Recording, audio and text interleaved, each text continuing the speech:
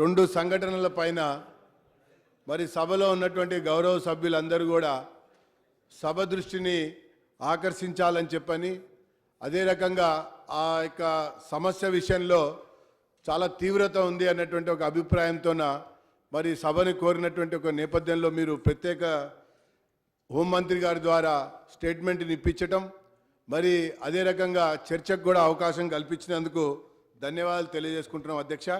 అయితే ముఖ్యంగా ఇక్కడ వేముల రోహిత్ యొక్క హత్య ఆత్మహత్య తర్వాత జరిగినటువంటి ఒక పరిణామాలు నిన్న హైదరాబాద్ సెంట్రల్ యూనివర్సిటీలో గత 2-3 రోజులుగా జరిగినటువంటి ఒక పరిణామాలు మొన్న ఉస్మానియా విశ్వవిద్యాలయంలో జరిగినటువంటి ఒక సంఘటనల పైన హోంమంత్రి గారు ప్రకటన ఇచ్చారు. ఆ రకంగా మరి కాంగ్రెస్ పార్టీకి సంబంధించినటువంటి గౌరవ శాసనసభ్యుడు కూడా మాట్లాడుతూ మరి కొన్ని విషయాల్ని ప్రస్తావించారు. ఈ యొక్క అంశంపైనే దేశవ్యాప్తంగా కూడా విస్తృత స్థాయిలో చర్చ జరిగినటువంటి మాట కూడా వాస్తవమే. మరి వేముల రోహిత్ గారి యొక్క ఆత్మహత్య సమయంలో వారు స్వయంగా రాసినటువంటి ఒక సూసైడ్ నోట్లో ఎక్కడ కూడా నా యొక్క ఆత్మహత్యకి ఎవరు కూడా కారణం కాదు అని వారు రాసినటువంటి ఒక మాట వాస్తవమైనటువంటి ఒక అంశం. అది అన్ని చోట్ల కూడా మరి ఆధారాలతో వచ్చినటువంటి ఒక అంశం.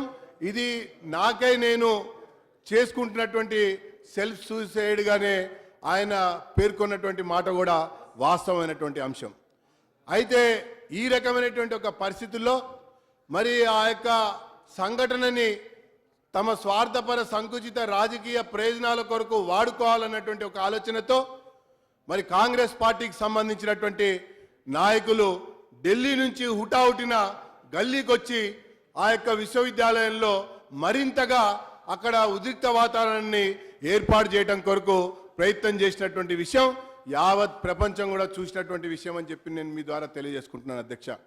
మరి అదే గౌరవ నాయకుడు గత 2-3 సంవత్సరాల కిందట విద్యార్థులు, అందులో ఇంకా దళిత విద్యార్థులు, గిరిజన విద్యార్థులు, గ్రామీణ విద్యార్థులు కానటువంటి వాళ్ళు కూడా అనేక మంది యువకులు ఈ రాష్ట్రం కొరకు, ఈ తెలంగాణ రాష్ట్ర సాధన కొరకు అనేక మంది ఆత్మహత్యలు చేసుకొని, ఆత్మ బలిదానాలు చేసుకొని, రైళ్లకి అడ్డంగా నిలబడి, కరెంటు స్తంభాలకు వ్యతిరేకంగా ఉండి పోరాటం చేసి ఎన్నో రకాలుగా అసువులు బాస్తే పరామర్శకు కూడా రానటువంటి ఆ నాయకుడు ఈరోజు రాజకీయం చేయడం కొరకు విశ్వవిద్యాలయానికి వచ్చినటువంటి మాట వాస్తవమైనటువంటి అంశం అని చెప్పని నేను మీకు ఈ సందర్భంగా మనవి చేసుకుంటున్నాను అధ్యక్ష. ఇది ముమ్మాటి కూడా రాజకీయం చేయడం కొరకే ఈ కాంగ్రెస్ పార్టీ చేస్తున్నటువంటి వ్యవహారం అని చెప్పని నేను ఈ సందర్భంగా మీ అందరికి కూడా ఈ సందర్భంగా నేను పేర్కొంటున్నాను అధ్యక్ష. మరి అంతేకాకుండా ఆ రోజు చనిపోయినటువంటి యువకులు అనేక మంది కూడా వారి యొక్క సూసైడ్ నోట్స్లలో కాంగ్రెస్ పార్టీ మంత్రులు, కేంద్ర ప్రభుత్వము, కాంగ్రెస్ పార్టీ నాయకులే కారణమని చెప్పని ప్రత్యేకంగా ప్రస్తావించి ఆత్మహత్యలు చేసుకుంటే కనీసం ప్రభుత్వము దళితుల పట్ల ప్రేమ కానీ, గిరిజనుల పట్ల అభిమానం కానీ, మైనారిటీ సోదరుల పట్ల సోదర భావం కానీ, లేదా తెలంగాణ రాష్ట్రం పట్ల మమకారం కానీ చూపకుండా, చాటకుండా మొసలి కన్నీరు గార్చినటువంటి చరిత్ర ఈ కాంగ్రెస్ పార్టీగా దక్కిందని చెప్పని నేను మీ అందరికి కూడా ఈ సందర్భంగా మనవి చేసుకుంటున్నాను. ఉస్మానియా విశ్వవిద్యాలయంలో అదే రకంగా తెలంగాణ రాష్ట్రంలో ఉన్నటువంటి ప్రతి విశ్వవిద్యాలయంలో కూడా ఆనాడు రాష్ట్రాన్ని పరిపాలిస్తుంది ఈ కాంగ్రెస్ పార్టీనే. మరి మన యొక్క తెలంగాణ రాష్ట్రంలో ఉన్నటువంటి ప్రతి విశ్వవిద్యాలయంలో కూడా సుమారుగా 10 ఉంటే 10 విశ్వవిద్యాలయాల్లో కూడా యువకులు ఆత్మహత్యలు చేసుకుని తెలంగాణ కొరకు బలిదానం చేసుకుంటే కనీసం చూడటానికి ఆ నాయకుడే రాలేదు. చివరికి వీళ్ళు కూడా ఎవరు కూడా పోలేదని చెప్పని నేను మీకు ఈ సందర్భంగా మనవి చేసుకుంటున్నాను. ఇది చాలా స్పష్టంగా రాజకీయం కొరకు కనబడుతున్నది. ఇంకా మనం ముందుకెళ్తే అధ్యక్ష, ఇంకా మనం ముందుకెళ్తే అధ్యక్ష, ఇంకా ఇంకా మనం ముందుకెళ్తే అధ్యక్ష ఈరోజు ఇంకా మనం ముందుకెళ్తే అధ్యక్ష ముఖ్యంగా కేంద్ర విశ్వవిద్యాలయంలో కేంద్ర విశ్వవిద్యాలయం అయినటువంటి హైదరాబాద్ సెంట్రల్ యూనివర్సిటీలో అక్రమాలు జరుగుతున్నాయి, ఆత్మహత్యలు జరుగుతున్నాయి, అక్కడ రేపులు జరుగుతున్నాయి. కాబట్టి మీరు దీనిపైన చర్య తీసుకోవాలని స్వయంగా ఒక గౌరవ రాజ్యసభ సభ్యుడే రాశారని చెప్పని నేను మీకు ఈ సందర్భంగా మనవి చేసుకుంటున్నాను అధ్యక్ష. సభ ఆర్డర్లో పెట్టండి అధ్యక్ష, సభ ఆర్డర్లో పెట్టండి అధ్యక్ష. వాళ్ళకి రెండో స్పీకర్ ఇచ్చారు, అక్కడనే తెలుస్తోంది. తర్వాత మాట్లాడుతూ మధ్యలో ఉన్నటువంటి రాజకీయ ఔన్నత్యం తెలియజేసుకుంటున్నా. ప్రభాకర్ గారు సబ్జెక్ట్ లోకి రండి. సభ ఆర్డర్లో పెట్టండి. ప్రభాకర్ గారు సబ్జెక్ట్ లోకి రండి. సభను ఆర్డర్లో పెట్టండి అధ్యక్ష.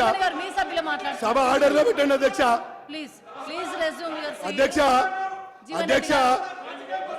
అధ్యక్ష సబ్జెక్ట్ లోకి రండి అన్న, ఒక్క నిమిషం అన్న అధ్యక్ష. దీంట్లో సబ్జెక్ట్ లోకి రండి. అధ్యక్ష మాట్లాడండి.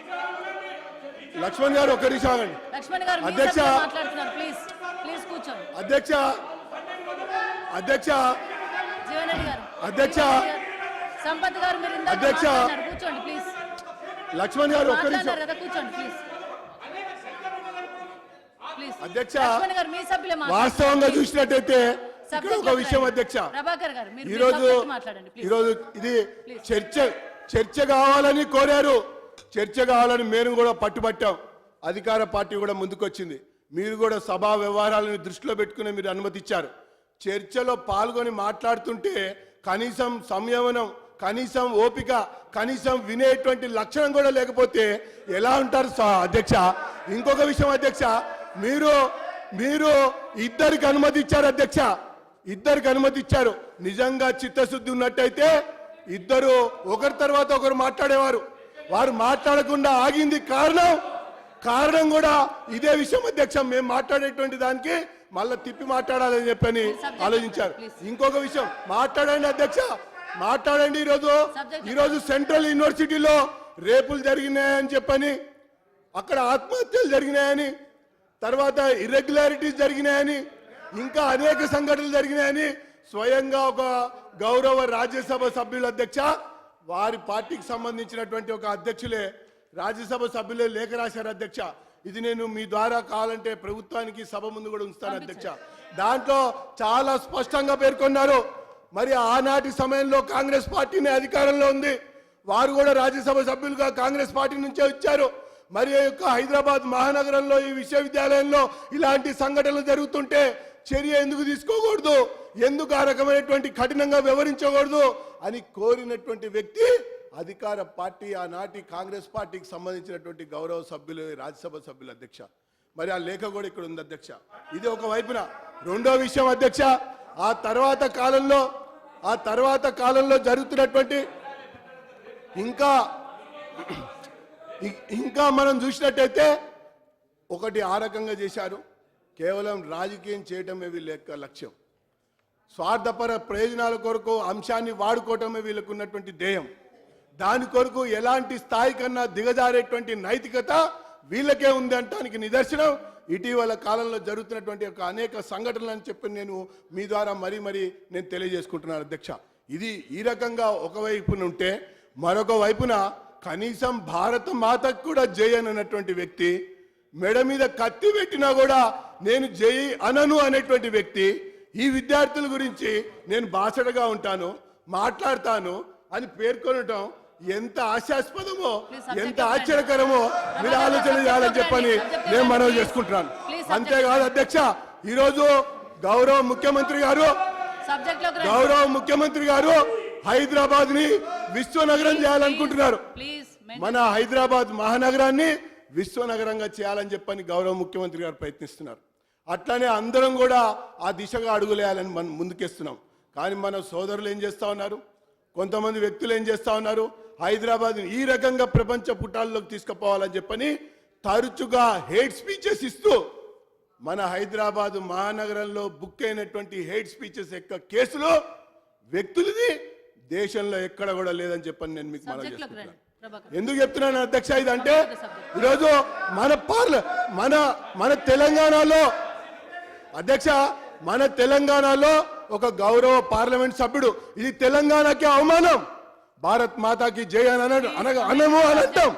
అంతేకాకుండా అంతేకాకుండా రకరకాలుగా వివరించడమే కాకుండా ఎన్కౌంటర్ లో చనిపోయినటువంటి ఉగ్రవాదుల యొక్క శవాల ఊరేగింపుకెళ్ళి పాల్గొనటం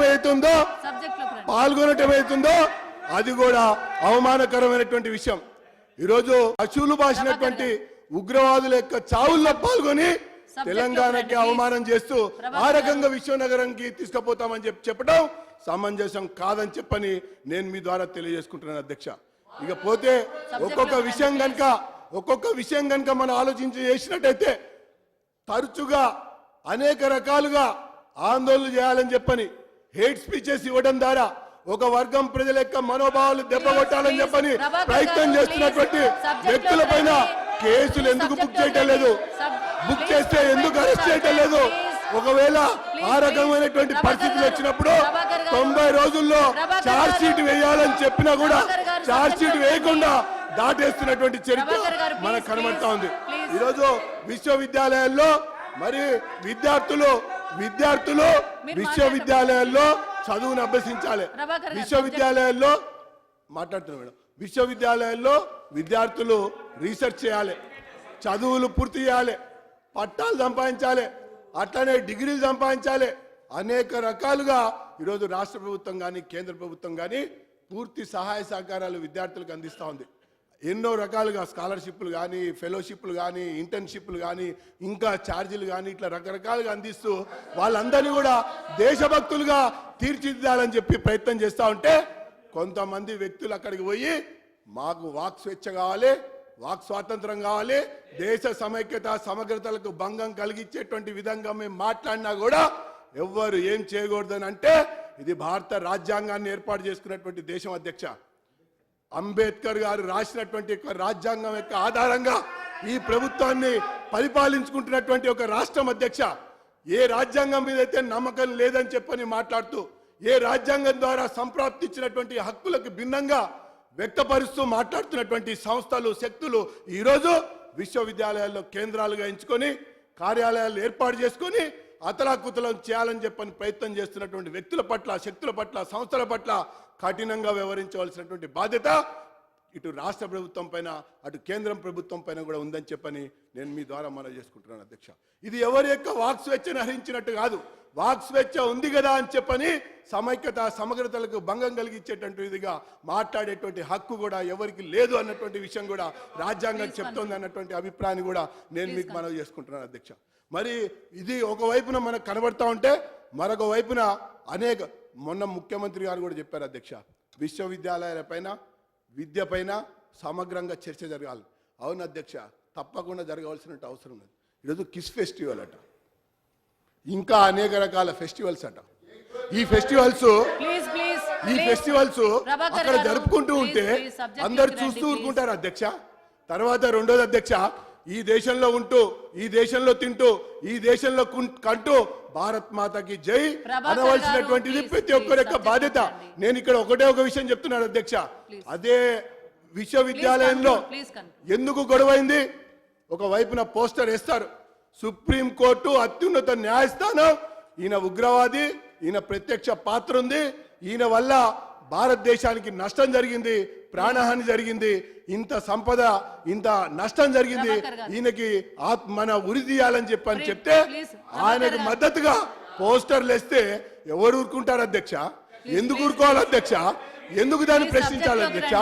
యాకూబ్ మెమన్కి అనుకూలంగా పాట పాడేటువంటి వాళ్ళని తప్పకుండా శిక్షించవలసిన అవసరం ఉంది అధ్యక్ష. మరి ఆ ప్రకారంగా మనం ముందుకెళ్లవలసిన అవసరం ఉందని చెప్పని నేను భావిస్తున్నాను అధ్యక్ష. ఈరోజు విశ్వవిద్యాలయాలు స్ఫూర్తి కేంద్రాలని చెప్పని అందరం కూడా విశ్వసిస్తాం అధ్యక్ష. విశ్వవిద్యాలయాలే మన అందరికి కూడా జ్ఞానాన్ని విజ్ఞానాన్ని అందించినాయని కూడా అందరం కూడా భావిస్తాం అధ్యక్ష. విశ్వవిద్యాలయాల నుంచే మన బంగారు తెలంగాణకి బాట మళ్ళీ మనం వేయాలని చెప్పని కూడా కోరుకుంటున్నాం అధ్యక్ష. Please conclude. అటువంటి ఒక సందర్భం సమయంలో ఆ కళాశాలల్ని ఆ విశ్వవిద్యాలయాల్ని అరాచక శక్తులుగా మార్చడానికి ప్రయత్నం చేస్తున్నటువంటి వ్యక్తుల పట్ల ఖచ్చితంగా కఠినంగా వ్యవహరించవలసిన అవసరం ఉందని చెప్పని నేను ఈ సందర్భంగా భావిస్తున్నాను అధ్యక్ష. కాబట్టి అనవసరమైనటువంటి రాజకీయాలకు పోకుండా ఈరోజు వేముల రోహిత్ ఆత్మహత్య చేసుకుంటే మేము చింతించాం, మేము కూడా బాధపడ్డాం. నేను ఇంకా చెప్తున్నాను అధ్యక్ష, వాళ్ళ తల్లి వాళ్ళ సోదరుడు నా నియోజకవర్గంలో ఉప్పల్లోనే సర్వే ఆఫ్ ఇండియా ఎదుర్కొంటూ ఉన్నటువంటి కాలనీలో ఉంటారు అధ్యక్ష. నేను కూడా కలిశాను, పరామర్శించాను అధ్యక్ష. కానీ తప్పుదావులు పట్టించడం కానీ, వక్ర మార్గంలో పయనింపజేయడం కానీ, వక్ర భాష్యం ఇచ్చడం కానీ, స్వార్థపర రాజకీయ ప్రయోజనాల కొరకు వాడుకోవడం కానీ భారతీయ జనతా పార్టీకి తెలియదు అధ్యక్ష. ఆ రకంగా మేము చేయాలని కూడా కోరుకోము అధ్యక్ష. ఈ యొక్క విషయాన్ని నేను మీ ద్వారా తెలియజేసుకుంటూ ఇప్పటికైనా సరే సరిగ్గా వ్యవహరించవలసిన అవసరం ఉందని చెప్పని భావిస్తూ, అదే గౌరవ శాసనసభ్యుడి పట్ల దాడి జరిగింది అన్నటువంటి విషయాన్ని అందరూ కూడా ఖండించవలసినటువంటి అవసరం ఉందని చెప్పని నేను అభిప్రాయపడుతున్నా. మరి ఇంకా మనం కనుక ఆలోచన చేసినట్టయితే ఈరోజు విశ్వవిద్యాలయాల్ని స్ఫూర్తి కేంద్రాలుగా మార్చాలని చెప్పని కోరుకుంటూ నాకు అవకాశం ఇచ్చినందుకు మీకు ధన్యవాదాలు తెలియజేసుకుంటూ ముగిస్తున్నా. భారత్ మాతాకి జై.